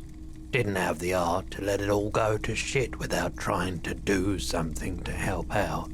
There wasn't much the volunteer force could do, however. We wasted years in the river mud. Years getting sick. He looks at the spiraling light and stops. Must have been tough, radioactive cleanup. There's a reason why everyone's tried to forget any of it ever happened. And why no one has tried to repair or replace the pile. So much disappointment. and early deaths. Cancer mostly. And we knew all that was coming even as we were cleaning up as best we could. Whose fault was it that the generator failed? No one's. Everyone's. He sighs and shakes his head. So much bitterness. A bunch of poor people built themselves a primitive nuclear reactor, hoping for the best. What do you think is going to happen? So how did you end up running a pawn shop? The cleanup happened 15 years ago. I was young then. Later, my second aunt died. Left me this shack and all the assorted junk in it. So I came to Martinez. People told me don't go there. It's a shithole. I said, people, we just had a nuclear pile meltdown. I'm gonna get as far away from Forberg as I can. Still in the same city, but... He shrugs. So it happened in Faubourg. Okay. Thank you for telling me. I like the theory more than the story. Outward movement, not vortices. Yeah, you gotta get in on those vortices, my man. Care to share your Pyrrolodon with me? You said you'd done it before, yeah? It's almost like he's worried for you. The lieutenant steps away, pretending to admire some of the knickknacks on display. Looks like he doesn't want to get involved. It's like that doesn't have anything to do with me. Go ahead then, he thinks. As long as you can walk straight, I don't care. He won't be your nog, but he won't be thrilled about this either. I think I've tried it once and liked it. I haven't, but don't worry, I can take it. I ride the Pyro every day. I mean, I think I've tried it. Here you go, man. He presents a large cap-shaped object on the palm of his hand. Very odd-looking. Yes, darling. That's the coalition government ordained Pyrrolodon. Straight into your gut. Electrochemistry just wants to smoke, wants to do some drugs. Not so sure about this. Yeah, wait, why would I be sure? Thanks, man. Actually, I changed my mind. I don't need any Pyrrolodon. Why would I be sure? Because it's an anti-radiation drug, and you're a cop. Not a post-apocalyptic scavenger. I kind of do want to try it, but I don't know if now's the best time. Like, I'm kind of busy with other stuff right now. I refuse to take it for now, so probably I can come back later and then take it. Not right now. I respect your decision, officer. What else can I help you with? Okay, so I can probably come back and ask for it again. Huh. I'm gonna make a note of it. Take drugs at the pawn shop? Okay, can I sell what I own? There's something I'd like to sell. Let me have a look. I'd like to sell my clothes. I'll check my pockets. Okay, yeah, I'll... Anything else you're thinking of selling? Oh boy, that's not worth anything. I'd like to sell my clothes. I'm not purchasing any more clothing at the moment. He looks you up and down quickly. Shit. Okay, I thought maybe I could sell like that book I bought. I don't have anything to sell at the moment. Another time, perhaps. God damn it. I guess we're really gonna have to sell those spinners. I mean, would you have ever actually installed them, Kim? Well, here we are, just like you predicted. Inside, you see a set of steering levers. I have something here we could sell. The cage at I confiscated this for a little while back. We can take them to the pawn shop down by the Martinez Canal. Thanks, I appreciate your help. the lieutenant nods as you take the spinners. Oh, man. I'm sorry, man. The magnificent hubcap spinners that Lieutenant Kitsuragi has donated to you so that you can pay for your room at the Whirling. They are slate blue and shimmer haughtily in the light. 200! Wow, they're really worth 200? I mean, I guess so. Okay, so they have like some kind of a fail-safe, basically. In case you don't find any money, you can just... If you don't find any money, then Kim will help you. It's a shame, though. Hello, hello. Let me know if I can help you with anything. Yes, we'd like to sell these hubcaps. The lieutenant steps in and hands him the spinners. Roy, takes the hubcaps from the lieutenant and inspects them. The spinners appear iridescent in the dancing light of his pawn shop. Maybe I can buy them back later? Yes, these are very, very good. Did you defraud some foreign prince for them? Jump-a-mesk banger? No matter. I'll give you 200 real. No one was defrauded or jumped, I assure you. The lieutenant explains as the pawnbroker opens the register and counts the cash. Of course. I meant no offense. 200 real for you, officer. Delightful doing business with you. Do come again. Thank you. He takes the cash, then turns to you. Here's the 130 real you need for your bill. Do not waste it. Okay, yeah. The rest goes in his pocket. I guess that's fair. I thought maybe he was going to give me the full 200, but okay. The rest is for him, to compensate for the pain of being separated from his radiant spinners. Listen, if I have a chance to buy them back for you, I will. The windfall is a small consolation. Anything else you're thinking of selling? Another time, perhaps. Alright, let's go pay that dude back. I mean, there might be some other stuff that changes at night that, like, we should maybe explore, but I don't know.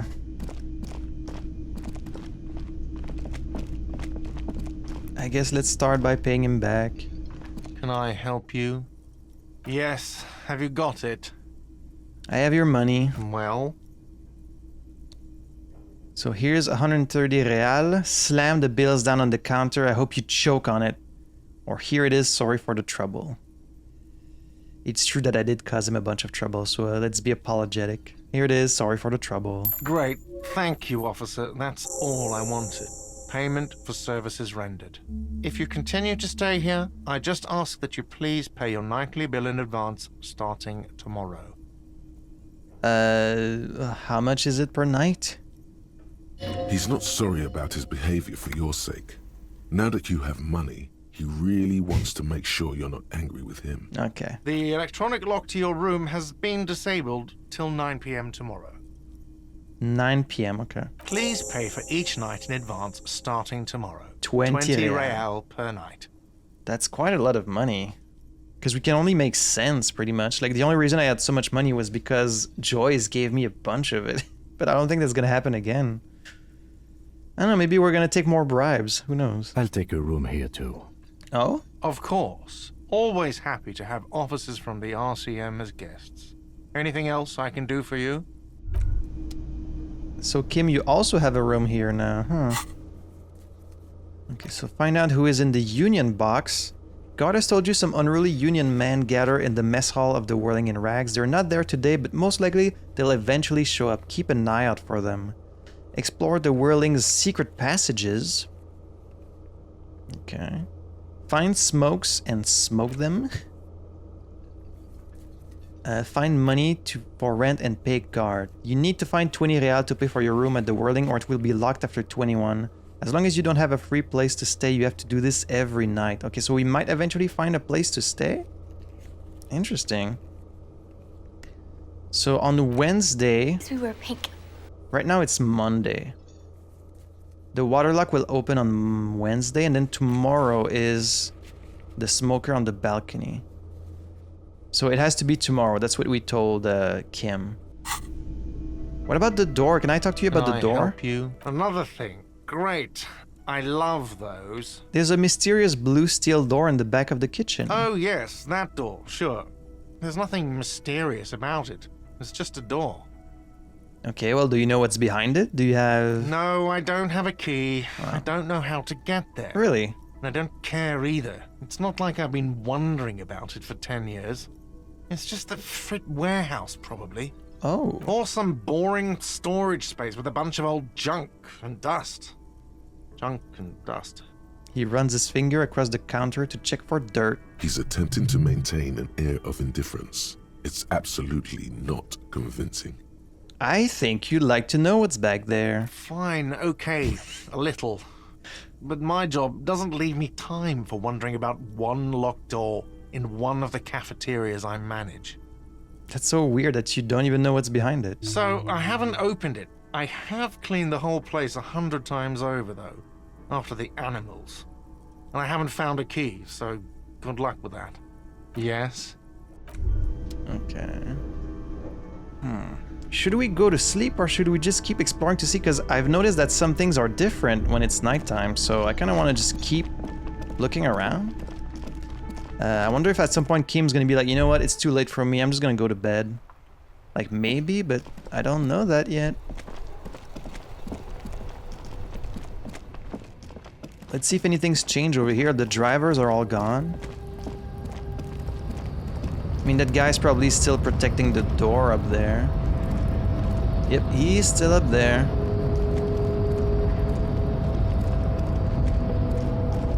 Guess he never needs to sleep. Maybe the drivers are in their trucks. A lorry stuck in the traffic jam. Yeah, what was that about the pale driver? The woman still has her eyes fixed on the photograph in her hands. In the background, the radio plays. Grandma? Nothing.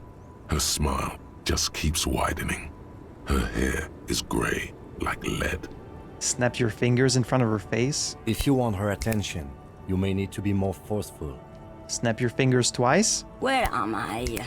Who are you? Like a magician recalling a subject from hypnosis, you've jolted her back to reality. Oh, there you go. The smile on her face has disappeared, replaced by the wary aspect of a cornered beast. Are you alright, ma'am? You were out. Never mind. I remember now. I'm still stuck in that traffic jam in the 50s. She adds with contempt. Wait, what's so bad about the 50s? The men have small jaws and everything is made out of plastic. Why do you need plastic when you can make the world out of amber? When else would you be then? Back in Mecca, during the time of the revolution. The sidewalks and cafes are filled with young people. I was on my way to see a new Boyadero picture starring Gabriel Buenguerro. Until you came along, that is. Who is Gabriel Buenguerro? This is Gabriel Buenguerro. Take a look. She shows you the photograph in the lavish amber A frame. strikingly handsome man looks straight at you, his head crowned with a wide brim hat. His hair is dark as an oil slick, and his jaw the most perfectly chiseled thing you've ever seen. This man's got a hold over her. Even 50 years later, you can feel it. He was the biggest star of his day. Girls used to faint in the aisles of cinema whenever he came on the screen. And schoolboys used to memorize all of his lines. She leans back, savoring the world she's conjured up. In all likelihood, it's a world that's only ever existed in her mind. So I take it you were in Mesk when you were young? Someone was. She nods as though her meaning were perfectly clear. Someone? Are these not your memories? They are someone's memories, boy. What difference does it make if it's me or not? She gets gruff suddenly. They're beautiful. That is all that matters. Beautiful and true. And they will win. They're coming for this, you know? All of this. She seems to derive some bitter pleasure from this strange thought, as if the past will one day wipe the present away, like a tidal wave approaching. Sorry to interrupt your dreaming, ma'am. I wasn't dreaming. I was there, Lowman. It was early spring, and the man behind the black sun had just come out. The posters were 20 meters tall. Everything was golden. Her eyes narrow and she appears to take your measure. Oh god, please no, don't take my measure. While you, people, were tearing each other apart over your petty little revolution, in Meth, it was a golden age. She kind of slurs her words together. She's got a very interesting delivery. Right, I have some other questions for you. Police questions. Why not, Harife? It's not like I have anything better to do in this hellhole. She settles back against the railing of her motor lorry. Behind her, mountains of memorabilia, photos, and knickknacks line the dashboard. What are you hauling? Diamonds. Diamonds, really? Of course not. But wouldn't it be marvelous if I was?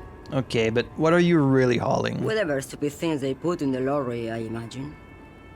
So you don't know what you're hauling in your own lorry? I quit concerning myself with that a long time ago. Besides, I don't drive the lorry for the cargo, if you know what I mean. You drive it for money?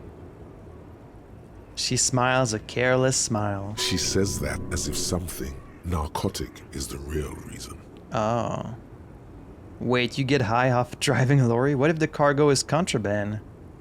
I guess that makes sense. Minding your own business. Of course it does. What did you expect?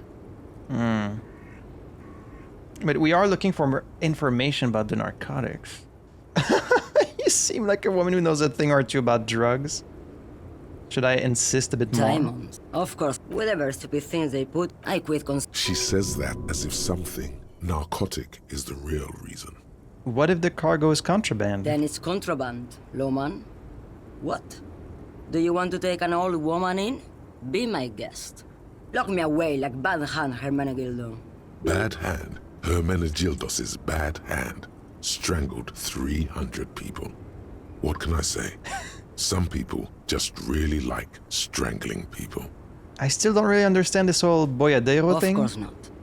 To truly understand the boyadero, you need to listen to On the Western Plain.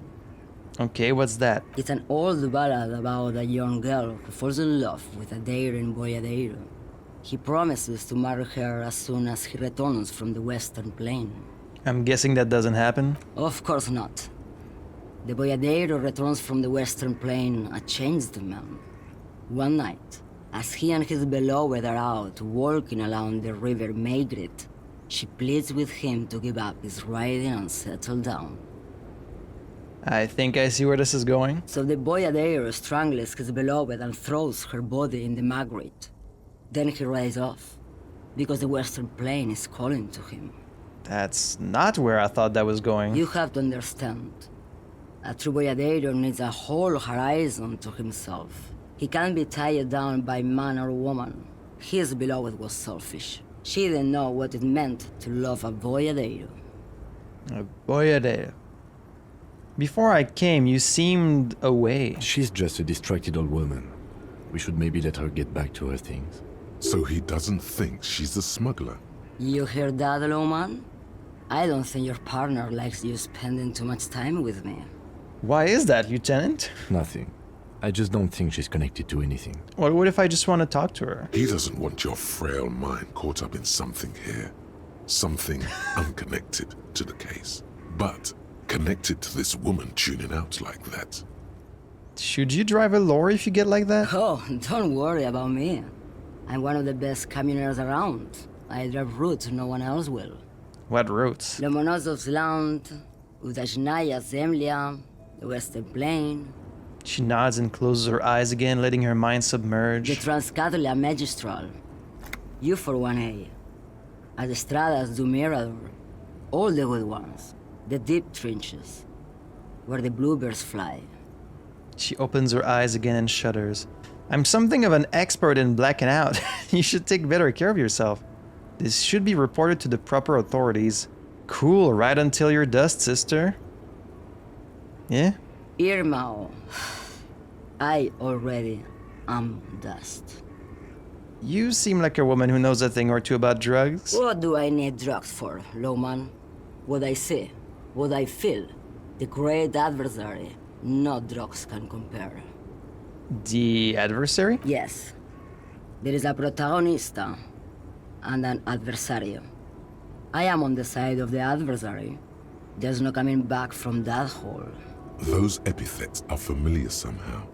The great adversary. The great unrest. That's not really what I was getting at. Where could I get my hands on an experience like that? Yeah. Then what were you getting at? This line of questioning is going nowhere. Try harder. What is it that you're hauling exactly? You're man, Lowman. What of it?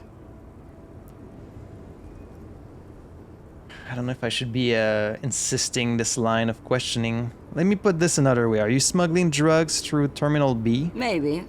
Probably not. Makes no difference to me either way. Her shoulder bones crack as she shrugs. I mean, you said earlier you don't know what cargo you're hauling. Could it be drugs? How can you not know what you're hauling in your own lorry? Just this month, I made half a dozen trips from Saramiriza to Grat on the U41A. What do you think they take from Saramiriza to Grat, Lowman? I don't know, that's why I'm asking you. It's diamonds, Lowman, obviously. I didn't ask you about diamonds, did I? I don't care about that. If you had to guess, who do you think is smuggling drugs around here? That's kind of a weird thing to say. Easy. He's the skinny man who thinks he's a poet. Never trust a poet. Tommy Also, Leum? he's the only one I can see from here. That's correct. There is no visibility of any of the others. Okay, if you're not involved with the drug trafficking, then why are you still waiting here? Where do you want me to go? This isn't so bad. I can listen to music, or the seagulls. Look at all the colors and the futures of this world.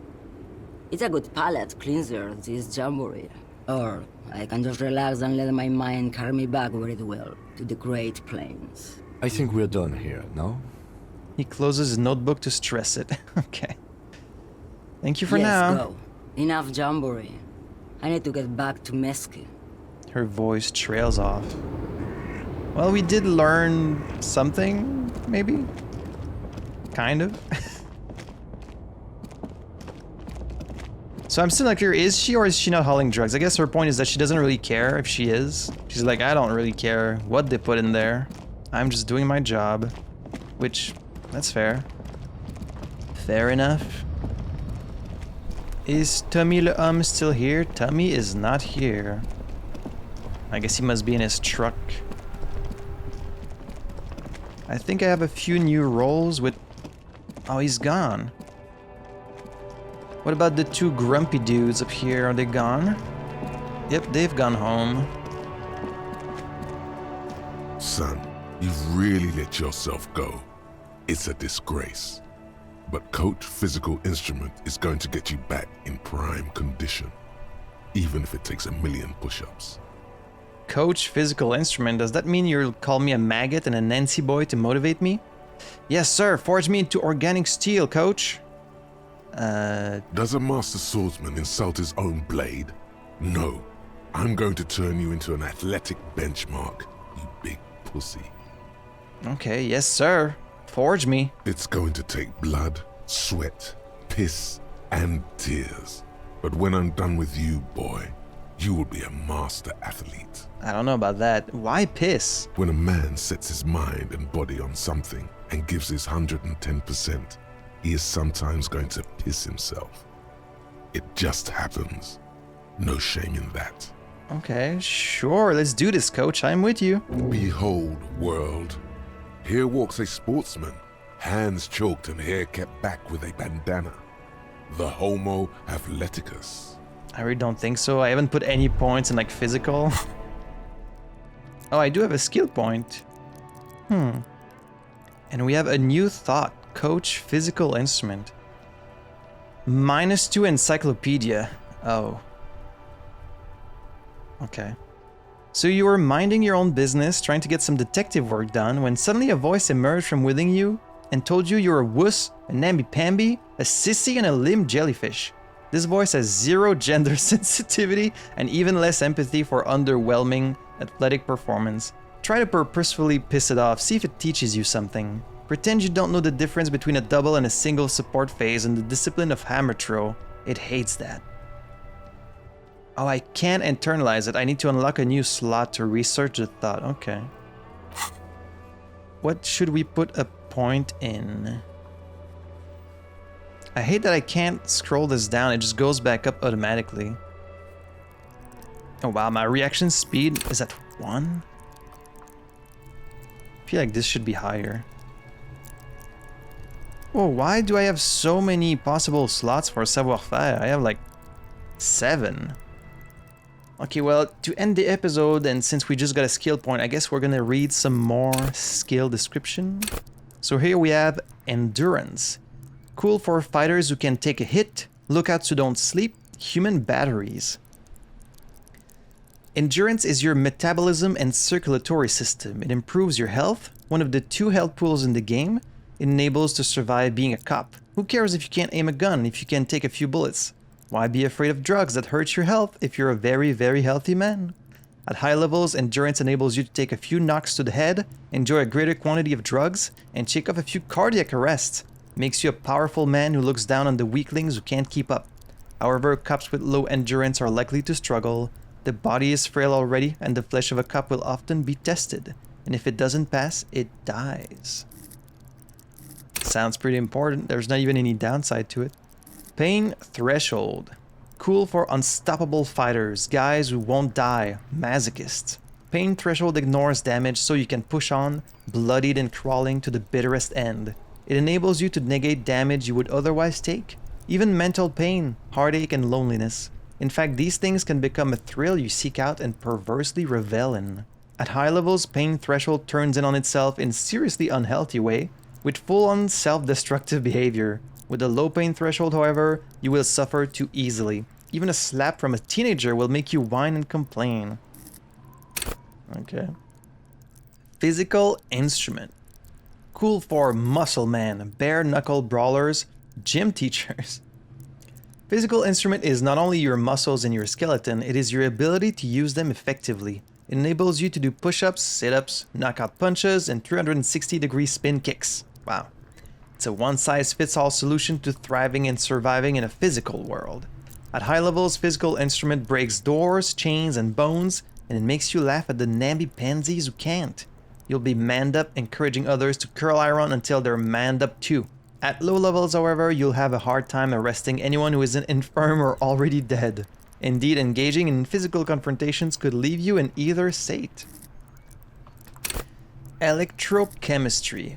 Cool for high flyers, party enthusiasts, and cops who need lightning. Electrochemistry is the animal within you, the beast longing to be unleashed to indulge and enjoy. It enables you to take drugs with fewer negative side effects. It also enables you to better investigate lurid matters. If you need to understand a chemical breakdown or talk to someone blasted out of their mind, or understand sexual dynamics, electrochemistry is there to guide you. At high levels, electrochemistry makes you a man of unrestrained pleasure, an unrepentant Lothario, which is a man whose chief interest is seducing women, right? I think I've searched this one before. Who leers at people with a bottle of speed and a plastic bendy straw in either hand. But with a low electrochemistry, you'll be too innocent to be effective. Without a working knowledge of drugs and sex, the city will be difficult to understand. Shivers, cool for city lovers, the wisest of the streetwise, the genuinely supernatural. Shivers come when the temperature drops and you become more keenly aware of your surroundings. It enables you to hear the city itself, to truly belong to the streets. It is a supernatural ability. Old wrongs play out in present time, scenes across the city happen in front of you, but who is speaking to you? At high levels, shivers may make you seem mad to the outside world. As you listen to the city, you don't listen to others. Your superiors may begin to worry. With the low shivers, though, you will seldom hear the city speaking to you, and if you cannot hear it, how can you ever save it? And Half-Light. Cool for high-strung investigators, shoot now, ask questions later cops, surprise haters. Half-Light is your fight-or-flight response. It enables you to sense the way situations are about to turn. It injects palpable fear into your heart. Fear that urges you to act before it's too late to act ever again. Fear that makes you frighten others. It is the aggression that lets you squeeze every last drop of information out of a witness. At high levels, Half-Light makes you ultra-attuned to the world. It is perpetual fear of your own shadow, of someone else's name or scent. You'll be ready always to pounce and physically interrogate passers-by. At low levels, however, you'll find your survival instinct is lacking and your methods limp-wristed. Those who respect violence will not respect you. So, because of how I set up my character, all of my physical attributes are pretty low, and I went more for like the emotional intelligence kind of guy. So all of these stats here, they're really low. I should probably put a point in one of those, maybe savoir-faire. These are both at 1 because I have -1 from one of my items. But if we put a point in savoir-faire, I could try and get my tie from this ceiling fan again, so maybe I should do that. Let's go with savoir-faire. Let's put a point in the face hugger. There we go. Well, with this sudden thought of future push-ups and sit-ups, we're going to bring this episode to a close. And no, we still have not checked out the body. I think in the last episode I posted, episode 3, I'm starting to get some comments of people saying like, really? You still haven't checked the body? And hey, I have only one thing to say to that. If the game wanted you to check out the body right away, they could have done it. They could have put the body in the player's critical path, which is like the path that you have to take to progress. They didn't do that.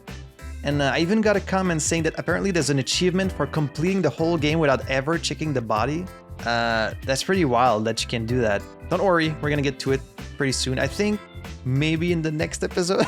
I feel like I've been saying that every episode, but from seeing what was available on the map and stuff, I think next episode we're probably going to check the body. So I hope you're looking forward to that. In the meanwhile, thank you so much for joining me today. And as always, I had fun playing this. Hope you had fun watching it. And I hope to see you in the next episode for some more Disco Elysium.